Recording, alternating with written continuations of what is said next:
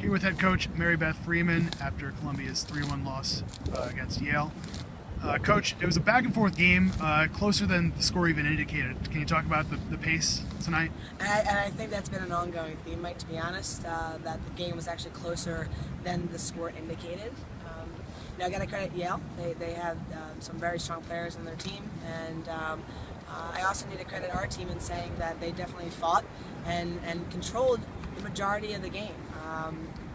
Yale was able to capitalize where we were not, and hence the 3-1 outcome. But I agree with you that I think the game was much stronger and not as reflective as 3-1 as the score shows. 15 shots in the second half really tested Yale, but just couldn't quite get any closer in the game. Yeah, and we've been working on getting shots. I think it was 21-24 in their favor. But in regards to that, the game is won and lost in the circles. I mean, let's really break it down and keep it simple. We had some opportunities up front, but the next piece of that is actually looking up, seeing where the keeper is, and really finding our placement a bit better versus making it a little bit easier for their goalkeepers. Not taking anything away from Yale, of course, but I think there's definitely things that we could be doing better from our end, and the attack and defensive side of things. Great.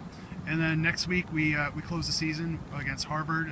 Talk about going into that game and sending the seniors out with a win. Yeah, and that's the plan. There's no doubt in that. But there's things that we need to do first. We've had a couple strings of games here where, again, getting back to that, that level of competition, keeping the games as close as possible, and that's what we're doing. But it's going to come down to finishing in both ends of the field. So our midfield right now is looking strong. I think Christina Freibach's doing a good job in leading that.